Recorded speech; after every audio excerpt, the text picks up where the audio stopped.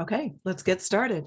Welcome, everybody. I'm here today to talk about women and street epistemology and to have a discussion. So with me today, I have several ladies who have graciously been willing to donate their time tonight, and we will talk about some of these things, and we'll just go ahead and get going and see what happens here.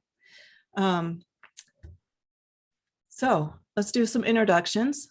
And here's what I'd like you to answer today. Say your name. Why are you here today? And what is your experience with street epistemology? And I'll go ahead and go first. My name is Lisa, and I am here today because I have been wondering for several months why I don't see more women practicing street epistemology and why it seems to be mostly men.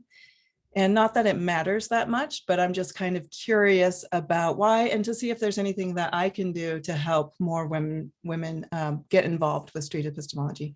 So I do have a little YouTube channel called The Road to Reflection. I'm just getting started. I'm new at this. And I have a Meetup group here in Salt Lake City that we've been doing for a couple of months. And we are getting a little group of regulars going. And it's been a lot of fun to learn and practice together.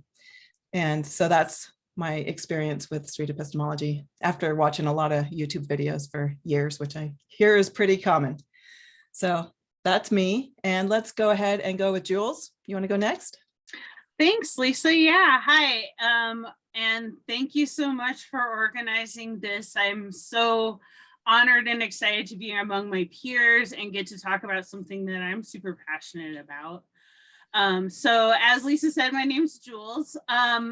I'm here today because I'm a curious lifelong learner, and I think interaction, especially through conversation, is the best way to have a real sense of what we know about things. So I'm excited to be here.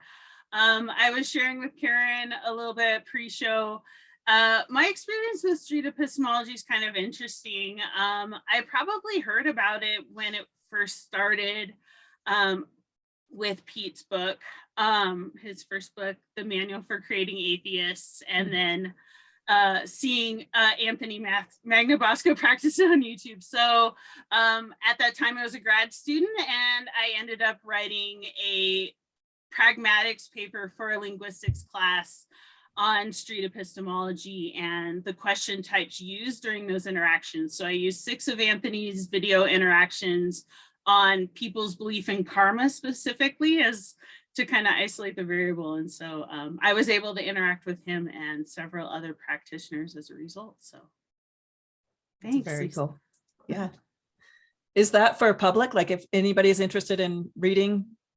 I can share the link to the Google Doc. Link? And yeah, okay. I'm more than glad. I never published it or anything like that, or have presented it. But yeah, I feel like, once again, intellectual property, I'm glad to share. Awesome. Yeah. Thanks, Jules. Karin, you want to go next? Hi, I'm so happy to be here. I'm based in the western suburbs of Chicago in Wheaton, Illinois. I am here because I'm really curious about street epistemology. I encountered it, a friend pointed it out to me about 6 months ago, and my immediate reaction was, wow, this could really be helpful having difficult conversations about topics that I usually get emotional about and avoid quickly, and finding a different approach to asking questions and getting to the bottom of somebody's beliefs rather than jumping into debate and judgment seems just like a really good idea. And so I was actually looking for a group of people to connect with here in the Chicago area. So I went on the website and I discovered a German-speaking group that meets on Discord. And so I've been practicing street epistemology, mostly listening with this German-speaking practice group in the last 6 months. I actually did my first interview today, and it was very much a practice interview, but I was very excited to get that under my belt. And again, back to why am I here today? I'm really interested in talking to anybody who has a perspective to share about how they're doing it, what they're doing, why they're doing it. And I too have noticed that it's mostly men. And so I'm excited this evening to be able to connect with a group of women who are involved in this technique. Yeah, thank you, Karin. That's great. Sheryl, would you like to go next? Sure, I am Sheryl Johnson, and I am here in Sioux Falls, South Dakota. I just am always very curious about people. And my friend Kevin kind of started this group. And like I said, I've run for office a couple times. I'm interested in doing that again. And I am frustrated with how people can't communicate and agree to disagree on some things. And I just feel like in talking with voters, it's like Karin too, sometimes it's like, I just want to get emotional and say, no, you're wrong. But because they don't agree with me, but I want to find out why they believe what they do, and what they base stuff on. And if they're basing it on something that, I know to be not factual, maybe I can help them see it rather than come out and say, you're wrong. They have to discover for themselves what the truth is. And so it's just, we meet Saturday mornings here. And we have probably about half men, half women. It's just a small group of us. And we really haven't gone out in the public to do it yet. We're hoping maybe this summer we can get out and do a few practice things. But I just have always been curious about why people think the way they do. Mm-hmm. That's great. Yeah, thanks. Jenny. Hello. So I'm Jenny. I'm in Portland, Oregon. So I'm a nurse practitioner. I worked in pediatrics for many years and was finding myself frustrated with interactions and frustrated with myself at the lack of progress in vaccine-related conversations with parents. And this is well pre-pandemic. And then the pandemic came along and really highlighted the vaccine conversation. And I heard a podcast, You Are Not So Smart podcast, that had an episode about street epistemology, and I just about fell off my chair because I have given state and regional level talks on vaccine conversations. I have read all the literature that I could get my hands on about how to have effective conversations with vaccine hesitant parents in particular. And it was not going as well as I wanted it to go. And the medical establishment, I felt like just had not been able to really figure out a way to talk to these folks. And when I heard that podcast, I was just like, oh my God, like this might be the secret that I'm looking for to help just open up the conversations around this topic. And so I started getting deeper, starting watching some videos. I'm not very deep into it yet, but I've watched some videos. Interestingly, my ex-husband bought me the book, How to Have Impossible Conversations. And I didn't even know it was a street epistemology book until probably about a month ago. I discovered Nathan on the Abstract Activist channel, discovered he was from Portland like myself. And so we started chatting and he told me about that book and I was like, oh my God, that book's on my shelf. So I immediately read it, of course. And I'm just so excited as to use this technique as an avenue for opening up conversations and helping people, myself included, learn why we believe what we believe. Yeah, excellent. Yeah, I remember the first SE video I saw/heard, and I was like, wait, that resonated so deep and so strong, like immediately. That's what I do already. I need to figure out somebody else is doing this. Well, I think too, just to chime in too, I mean, what Jenny's saying about how she feels like this is so important for her career and the best practices in her field, right? That's how I feel about street epistemology too, as an educator, is it's like, it might not be something that I go out and formally do, and it's not like a strict 5-minute interview that I'm giving, but how am I engaging with people, and how am I can't remember if it was Sheryl or Karin who brought up that idea of like, I'm just leading the horse to the water. I mean, like, this Mhm. is really yummy water, you know, like it's cool and refreshing, and, you know, just it's here if you just want to kind of Yeah. hang out for a little bit, you know, I'm going to have a little drink. So anyway, Yeah. I mean, that's what Just really throwing it resonated out with as me. an option is important. Yeah, Yeah, I just so think- people know that this exists. Yeah, for sure. So what is street epistemology for somebody who might be new to it and is just getting into it and stumbles on this video? How would you guys describe street epistemology, or what does it mean to you particularly? Does anyone want to volunteer to go first? Somebody does. I'll jump in. Yeah, Karen. Go for So it. epistemology is the study of knowledge. How do we know what we know? And it's actually a philosophical discipline, goes way back to classical antiquity and Socrates and Aristotle. Calling it street epistemology makes it current, because this isn't about writing philosophical treatises and high and very sophisticated analyses of the structure of knowledge. This is actually talking to people about, how do you know what you're telling me you know? And Mhm. I was actually just thinking, as we were doing the introductory rounds, one of the things that is a problem for me is that I've had these kinds of conversations in university seminars and classes where everybody is kind of on the same page. We've all read the same articles, so we know what we're referencing and how we're making those references.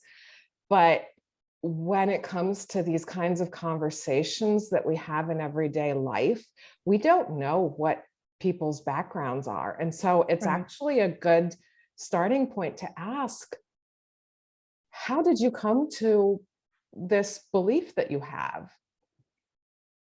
Mhm. Anybody want to add something to that? Yeah, I would, Yeah, go ahead. Sheryl. I would just say that it's kind of a way to, you know, you go out, you talk to people and you help them kind of almost reflect on their beliefs. Because a lot of times people believe something and they don't really know why.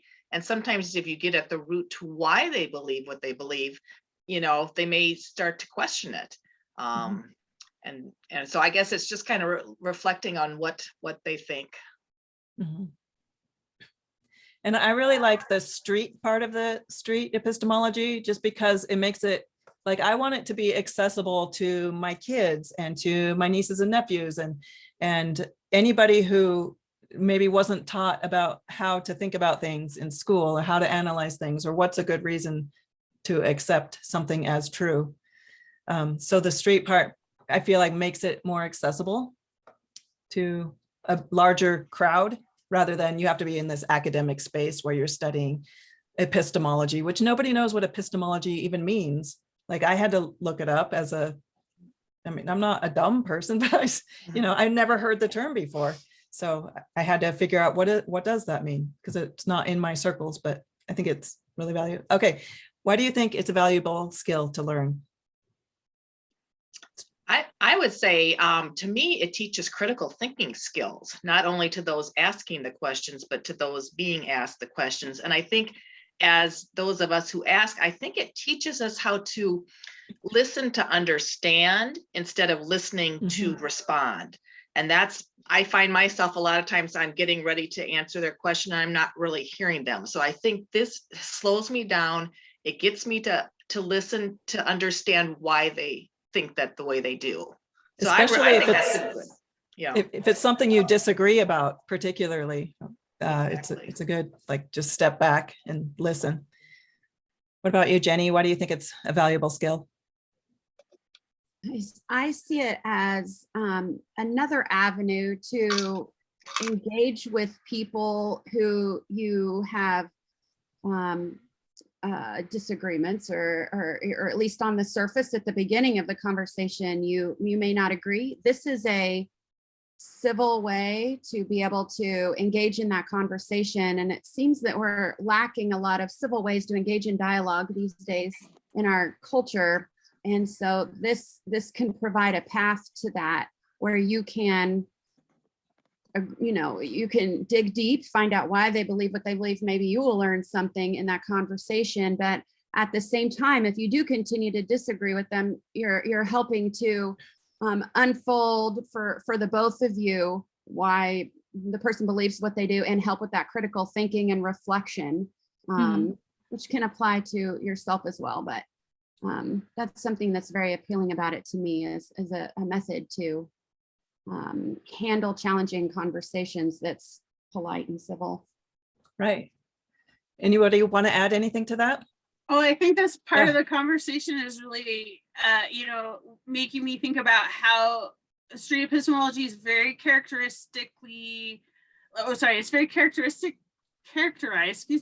by kind of its goal-driven nature. But what is your goal? Because I think I like Jenny's identification of the goal as civility and that desire for civil engagement, and knowing that that's going to be, the best route to take when trying to have these impossible conversations. And I think, sometimes, street epistemology gets mischaracterized, I feel, as a manipulation tactic, because people misunderstand the goal, or maybe people they see the goal as being something other than that. So I guess that was going to be my question before we went into the second half there, was like, is street epistemology always goal driven, or is it, once again, more of something that we can just incorporate into how we choose to engage people?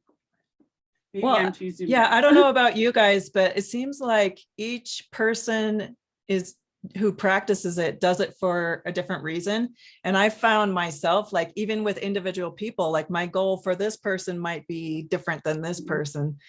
And like, maybe I'm just curious about what they're talking about. And like, I'm not trying to change their mind. I'm not trying to like lead them down a certain path, but some people, like, sometimes that is my goal. Like, I have to admit, like, I feel like their belief system could, or whatever their claim is, it could be harmful, it could be dangerous. And I would like them to not believe that anymore. But I don't know, can I not say that out loud, or like, is that frowned upon? I don't know. I think that's fair. Yeah, no. As long as you're transparent about it. Yeah, I try to be. Okay, let's skip to the next question. Anybody want to add anything else there? Why what does that say? Why do you think SE is practiced primarily by men? I think men have more free time. You think? I think men have more free time. We're busy with everything else. Of course, that's a claim. And what do I base that on? Yeah, just a claim. Is that your personal experience? Back to the idea of like, why do you think men are primarily recording these set interviews and labeling them as street epistemology, and kind of being the face of street epistemology to the rest of the folks who might, be aware of it? So I don't know. That's how I would rethink the question. Because it's like, I agree with Sheryl a lot. It's like, I'd love to have time to do that, but I'm a full-time teacher and student. I'm good. Yeah, I got plenty. What are your thoughts, part Karin? of it has to do with the fact that it's also sort of a gadget high activity. And I think men are just a lot, I don't know whether they're more comfortable or they are just more interested in dedicating time to playing around with the gadgets and fine tuning the recording technology, making sure they have the best mics and the best cameras.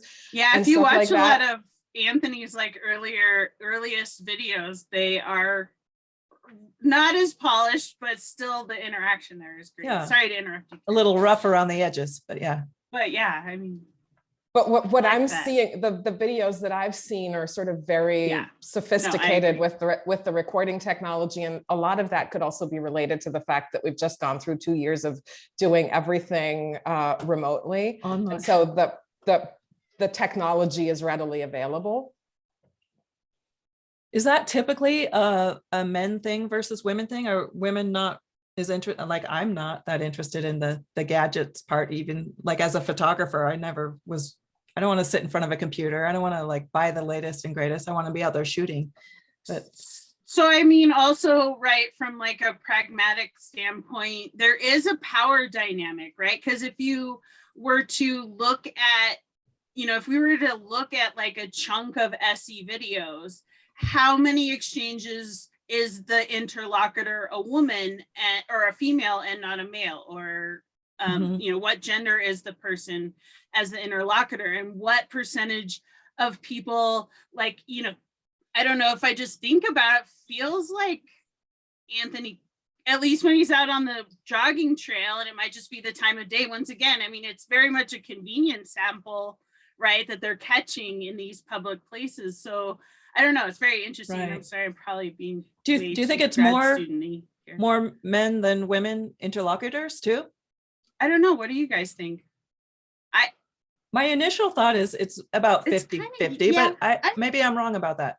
I'm trying to remember. So in the 6 videos that I looked at on karma, which of course, once again, right, is the belief that you're talking about, right? Once again, is that like gender's more, gender specific than another. And I think it was like 2 to 4, like two male, 4 women. So once again, do women favor a belief in karma more than men, or hold it more strongly based on these so I mean, there's so much to learn. And so, but once again, I just think about the power dynamic, right? So there's a guy in a public space covered in gadgets, or he's got his little booth, his like cool little tripods and like, microphones and his little tent and water for everyone to drink. I mean, banners. it's awesome. Well, But go ahead.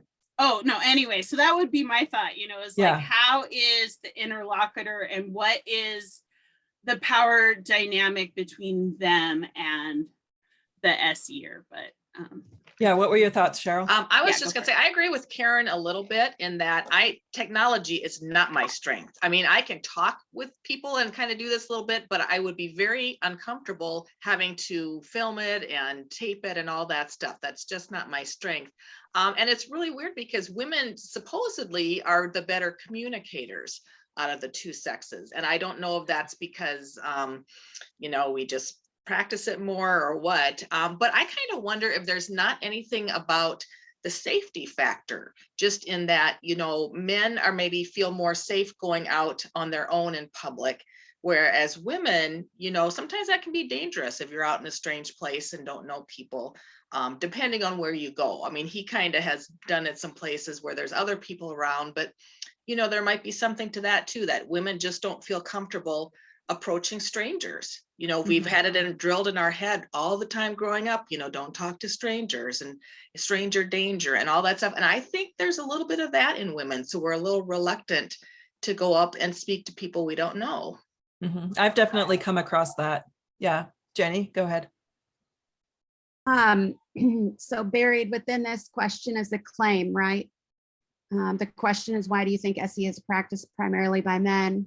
And the claim is that SE is practiced primarily by men. And I don't know that we know that for sure. It sounds like what you guys are referring to is our videos. The videos. On YouTube, not necessarily the public practicing of it. There's some, and are we talking about street epistemology, very refined, like a certain thing, or because there's probably lots of people just out there on Main Street that are talking to people that may be practicing street epistemology and not even know it, right? So those things are coming up for me. So I'm not sure that we know that SE is practiced primarily by men. I think that would be something to delve into. Certainly there's a predominance of YouTube videos by men on SE. Right. Good point.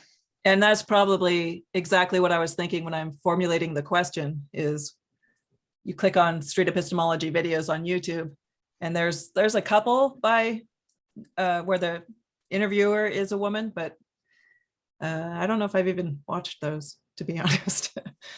I have a couple other thoughts on the Go ahead. question as well. Yeah. One of them just came up as we were talking, and that is, there's a lot of focus on this whole aspect of rapport building in in teaching the technique. And I find myself wondering sometimes, isn't that something that women just are more intuitive about? Which could also be a claim, but aren't women generally socialized to be always rapport building and sort of having those feelers out for how people are feeling and whether we're connecting with them in a positive way? So that was one thing, and where maybe one of the reasons for the predominance of men is that they're seeking an environment where they can actually study that and practice that. The other thought I had was, since this technique is sort of derived or associated with atheism, are men have more tendency to be atheists than women do? Is that part of what this Maybe is like more about? active in the atheist activism world where it does come up more often? That For could sure. be. That's a great point. But the gender stereotypes might definitely have something to do with it, right? Like most of the people who go into teaching elementary school age kids are women, or social work women, like these communication heavy therapy, a lot of them, a lot of women. Nursing. Nursing. To just answer Cheryl's question, women are somewhat known to be more communicative in that we use more words per day, right, than men technically, like quantitatively. And that to go to Karen's point about rapport building, and yes, right, there's a lot of gender differences. And once again, right, like, is that male street epistemologist talking to a female interlocutor going to build rapport differently because of that person's gender or not? Or if it's, men and men talking, if it's going to result in that same thing. But yeah, I would definitely say one aspect of the study I did, I looked at the rapport building questions, and yeah, so it's interesting stuff for sure. And it's definitely a crucial element to SE, regardless of how overt or subtle it is in the interaction. Yeah, I definitely second that. If you have good rapport, you can kind of push a little bit harder than you would if you're a little bit walking on eggshells. It's what Pine Creek Doug calls cashing in his social credit. Cash.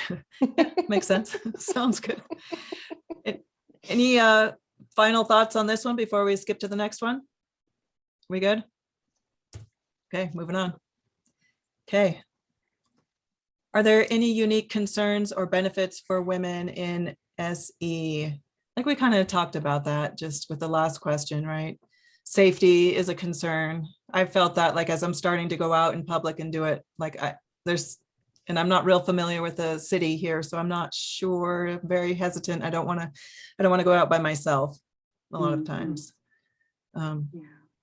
Just because I don't know. But any other concerns besides safety that you guys can think of? Well, I mean, once again, right, there's still that kind of nagging criticism of, what is your intent for using SE on this individual person? And so once again, in your rapport building, how are you connecting with that person to make sure that they're in a good place to deconstruct beliefs that might, be traumatic to them, and they're not even aware of how it has affected them and stuff. So, I mean, I guess I shouldn't say it's unique to women, because I think anyone recovering from religion has, baggage and a lot of stuff to work through in an individual way. And so once again, it's like, I always just want to acknowledge the fact that SE can appear that way, and always just use that as a way to kind of keep it grounded and stuff. But that would be the only other concern I could think of. Yeah. Jenny, what were you going to say? I was thinking of a benefit that I have found as I mentioned earlier, one of the ways that I'm seeing useful for SE in my life is a way to handle challenging conversations, because I've had challenges handling Mhm. challenging conversations. And I would probably be described by a lot of people as an assertive woman, direct. And of course, there's the more negatively dark side view that people have of the B word or whatever, you know. So for me, this is a route to still be able to engage in those conversations, but not be, you know, not be able to be misconstrued as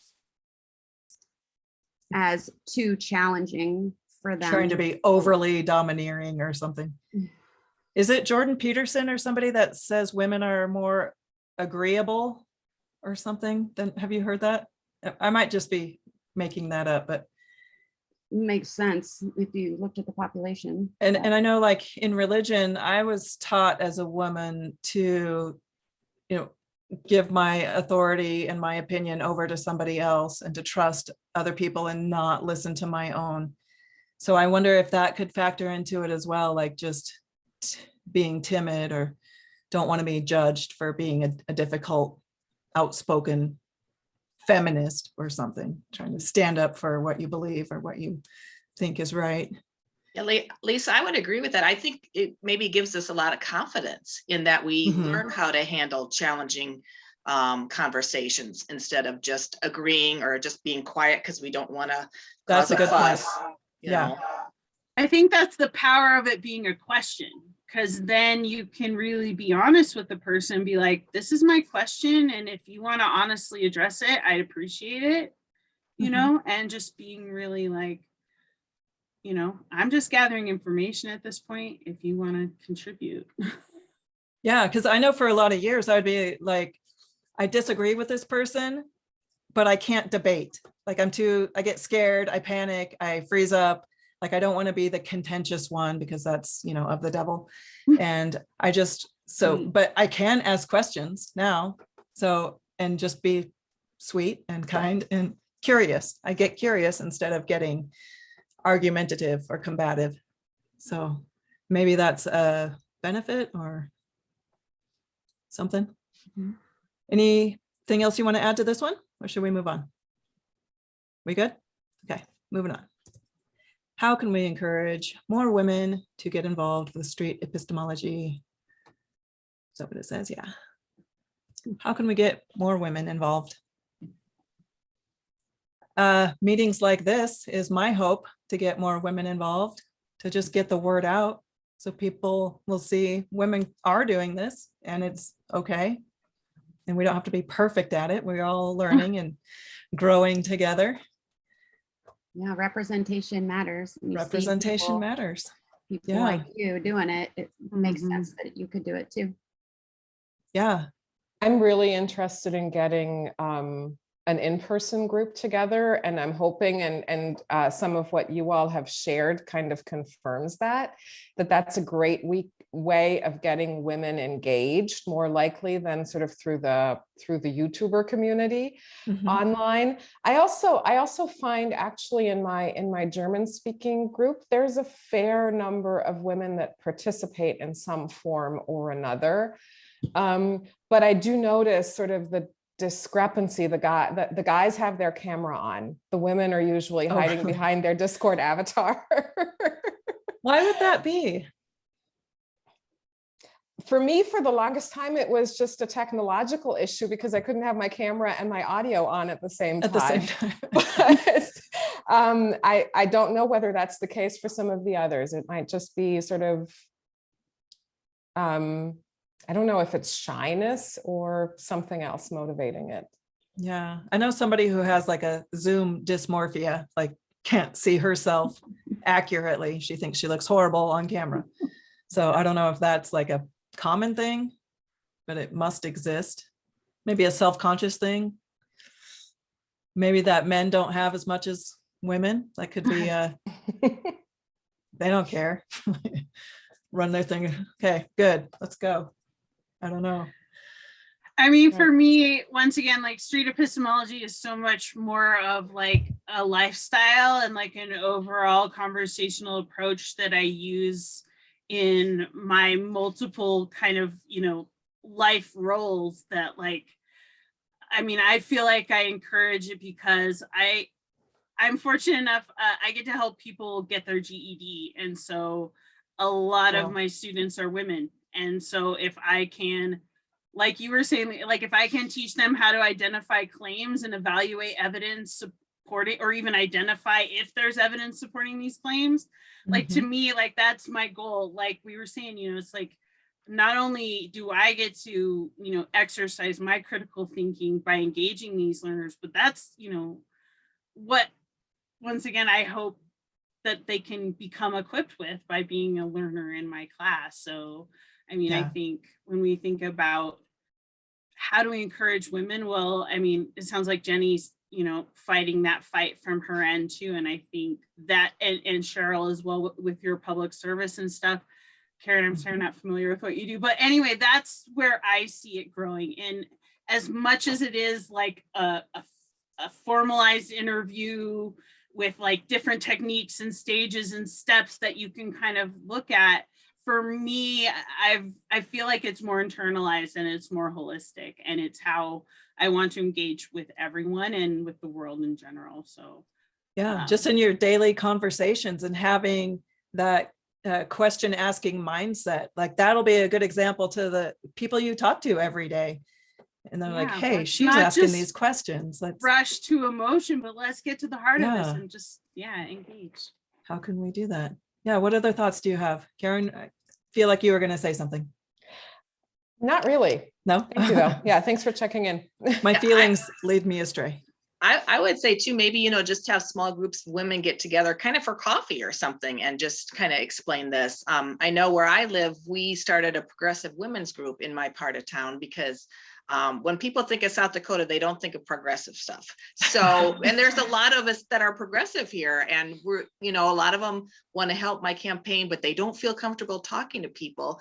So I want to kind of share this with them, and just the whole thing about, asking questions, you're just asking them, and then, if you can always back away, but try to understand the claim and asking them, well, how do you know that claim is true? Are you 100% sure? Where do you base it from? Just little things like that. But I think it would give a lot of them confidence, just to put their beliefs out there too. Because so often people, they're clamped down and say, oh no, you can't, that's terrible to believe that and stuff. And they have a right to believe what they want. So I think they should learn how to question other people. So Absolutely. I love the idea of getting involved in women's groups and just sharing and just being that example. Okay, next question. We good? What personal successes? We only have 7 questions, so we're almost in. What personal successes have you had using street epistemology?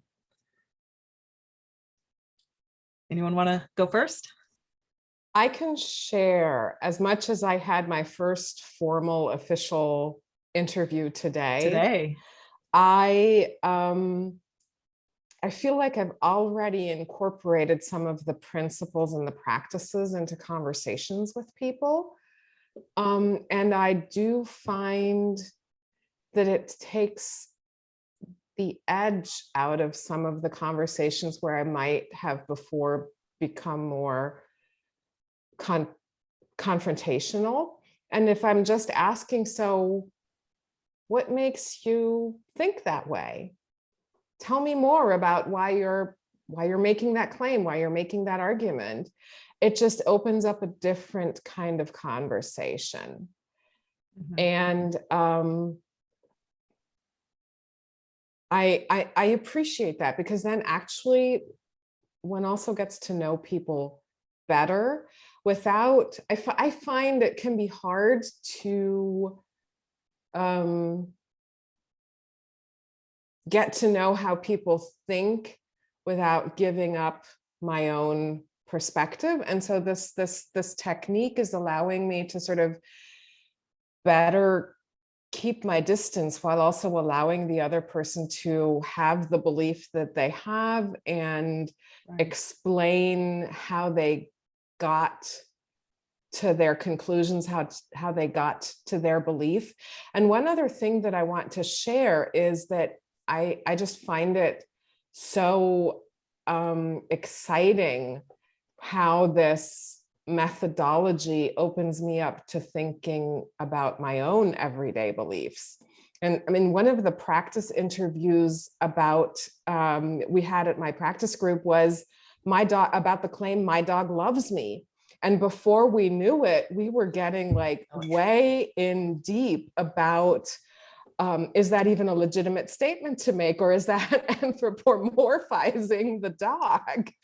And it's really, if you start at a very basic everyday belief, you can go very deep if you really take the methodology seriously. And that's one of the things I love about it. Yeah. Yeah, that's really cool. Thanks, Karin. Sheryl, what successes have you had? I haven't done a whole lot just in public in general. We kind of practice in our little class, but I have used it a little bit on a few relatives, just in the couple first basic questions like, oh, well, that's an interesting thought. What made you believe that? Or why do you think that way? And, they say they got it from a source. Do you find that source to be a credible source and stuff? And so I'd like to use it more. I just haven't yet, but I'm learning. Yeah, no, that's great. I think with family members is a whole different topic that we need to get into as well, because that's different than Very like emotional. it almost needs a different name besides street epistemology, because it's not on the street at all. You're not using it with strangers. So it's a slightly tweaked technique, I feel like, that could use a little fine tuning and maybe a different name, but it's same ideas, I guess, right? Jules, how about you? Kitchen table epistemology. Yeah, There you go. I like that. Well, it's interesting that you guys talk about that, because one of my most recent SE exchanges was with a coworker. And so trying to understand their electromagnetic hypersensitivity was a real challenge for me, and trying to understand how that would impact our shared learning environment, and how I felt like I was being forced to make adjustments for something that I wasn't sure it was actually existing. And so, I mean, we see it with family and it's kind of a contentious place, but there's other places. And once again, it's like, I don't know if it felt like a success, but it was that time of like when I kind of realized what the claim that was being made and stuff. I was like, okay, I think we need to back up and kind of unpackage this with this person, and I guess try to understand. But I mean, yeah, it really just helps with that self-reflection. So I think. And coworkers, we spend so much time with them every day. Like it's really needs to not differentiate between sometimes more with your coworkers than family members. Because then once again, where's the threshold? Like how much accommodation do I need to make before I feel like I need to also make a stand? Because you don't want to push too many buttons, but you kind of got to stand up. Yeah, it could get really tricky. Jenny, how about you? Do you have successes? I haven't done any formal SE yet, but as I said, I finished that book, been watching videos, and I absolutely feel like it's creeping into my conversations already and improving them drastically. In fact, how about at work with patients? I haven't used it on patients yet. I will say I'll get there soon. I work in an emergency room right now, and it's extremely fast paced. And so I'll have to figure out how I can do it quickly, but I will. But I've been starting with neighbors. I live in a co-housing community. It's basically like a condominium community, but we like run it self-managed. So there's a lot of interaction with the people here, and there's been a lot of conflict. And so I'm talking with some people just in the past week that has come up for me about how I've used SE in a way that I felt, or used techniques like just curiosity, or just continuing to ask questions about how they arrived at the certitude that they've arrived at about something. And I have found that it tempers me.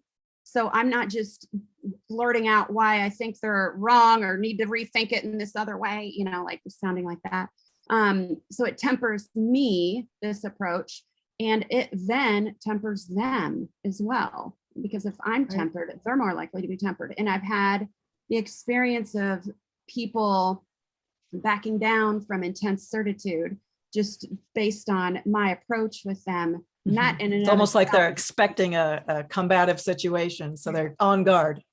Yeah, exactly. But then when I'm like, well, tell me more, and you know, how did you arrive to think that he would do that, and have you thought about the possibility of this, and you know, those sorts of questions, it changed the dynamics of the conversation in a positive way for both parties. Right, that makes a lot of sense. That's cool.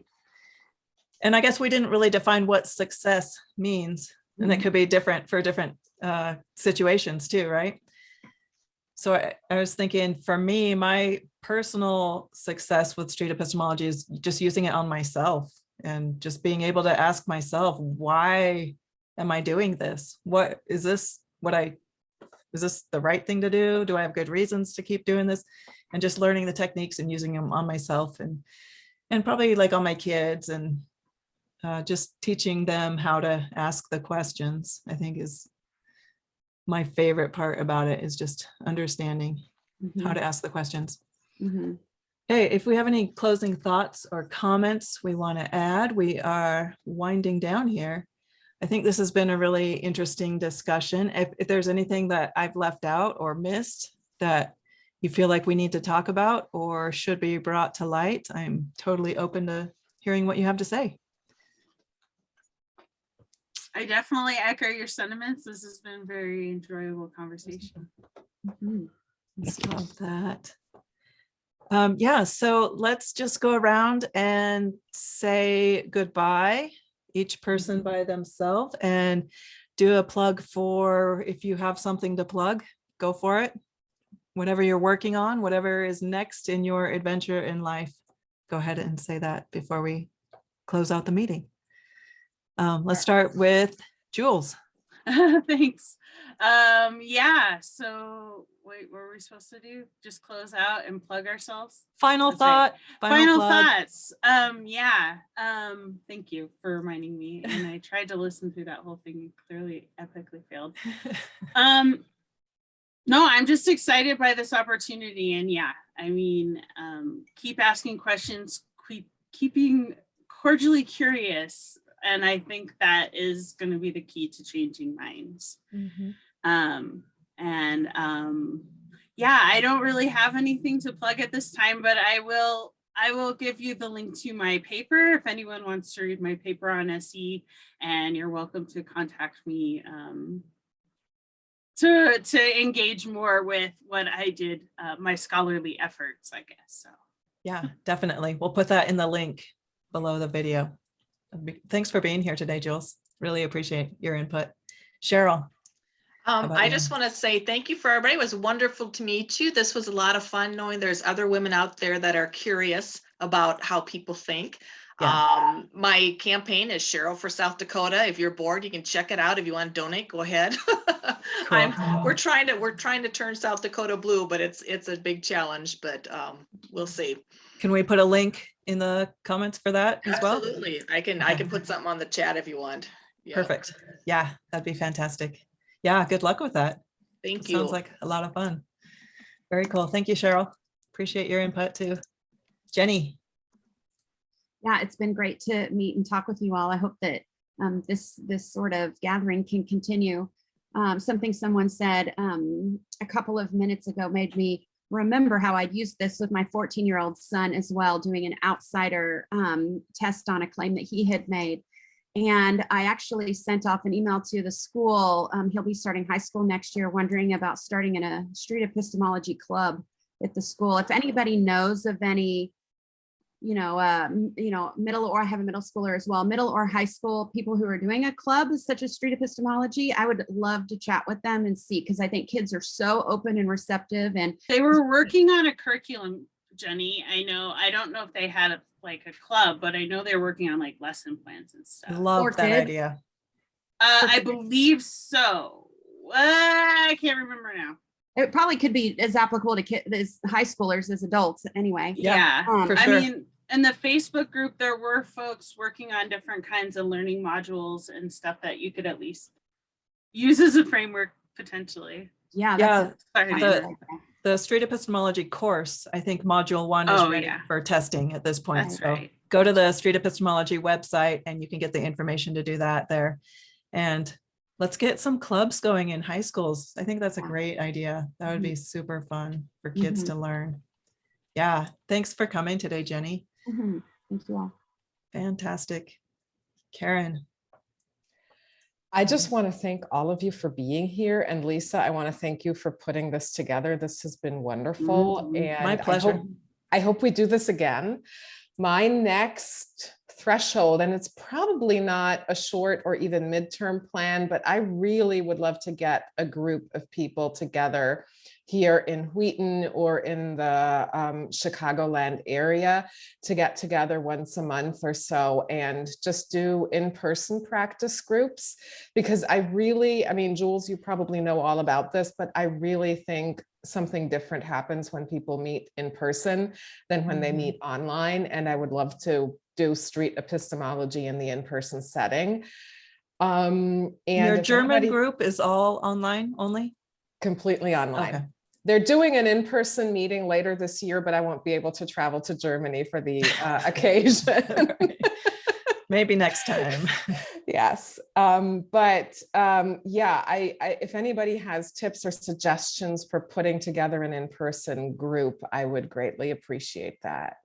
Yeah, I think one of the meetings I want to do in the near future is for people who are like you, who are thinking about putting a group together, because like I have a couple months of experience now, like I know what doesn't work.